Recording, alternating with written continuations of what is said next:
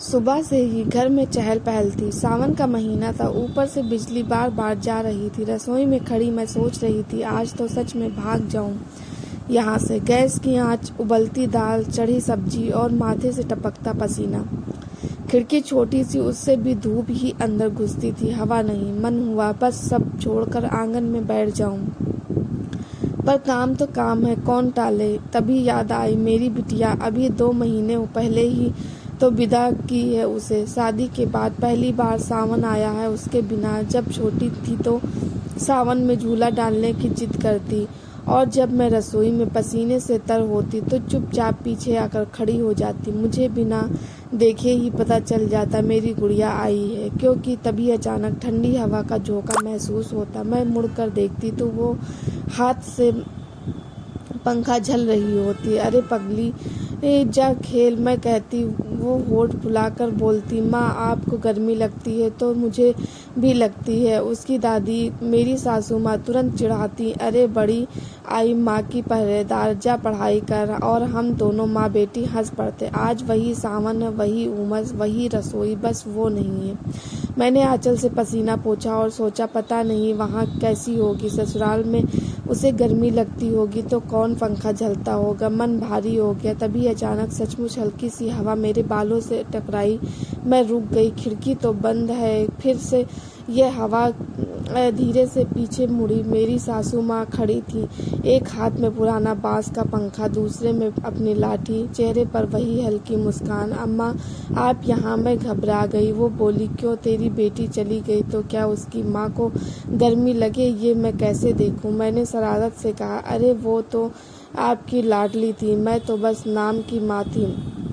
उनका चेहरा एक पल को गंभीर हो गया। ऐसा क्यों बोलती है? मैं मुस्कुराई। सब जानती हूँ मैं। जब जब वो पंखा लेकर आती थी ना, आप ही भेजती थी उसे। आपने ही तो कहा होगा, जा अपनी माँ के पास खड़ी हो जा। अम्मा जी थोड़ी झेप गई, बोली, अरे बच्ची खुद ही चली जाती थी। मैं हंस पड़ी, हाँ हाँ खुद ही, और पंखा भी खुद ही ढूंढ लेती थी। कुछ पल चुप रही, फिर धीरे से बोली, देख बहू, माँ की गर्मी बेटी से देखी नहीं जाती, और मेरी बहू की तकलीफ मुझसे देखी नहीं जाती। बस इतना समझ ले। उनकी आवाज़ में सच्चाई थी। मेरे आंखें भर आई। तभी आंगन से पड़ोसन की आवाज़ आई, अरे भाभी झूला डाल दिया है, आ जाओ। अम्मा जी बोली, जा थोड़ा बैठ जा, मैं रोटी सेक देती हूँ। मैं चौंकी, आप रहने दीजिए, आप हाथ जल जाएगा। वो मुस्कुराई, तेरी बेटी की शादी में इतनी रोटियां सेकी थी, भूल गई क्या? मैं चुप हो गई। आंगन में गई तो झूला हिल रहा था, हवा चलने लगी थी।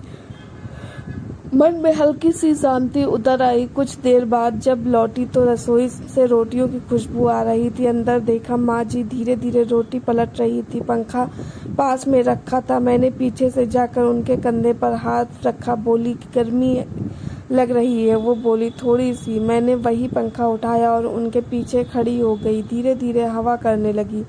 वो चौंकी, अरे रहने दे। मैंने हंसते हुए कहा, क्यों, बड़ी आई सास की चहेती। इस बार हम दोनों जोर से हंस पड़े। उसी वक्त दरवाजे पर आहट हुई। मेरी बिटिया खड़ी थी, ससुराल से अचानक मायके आ गई थी, हाथ में मिठाई का डिब्बा। माँ, उसने पुकारा। मैं और अम्मा जी एक साथ उसकी तरफ मुड़े। वो बोली, उधर भी गर्मी बहुत है, सोचा यहाँ आकर थोड़ी ठंडी हवा खा लूं। हम तीनों हंस पड़े। रसोई फिर से गुलजार हो गई, माँ, बेटी और सास की ठहाकों से।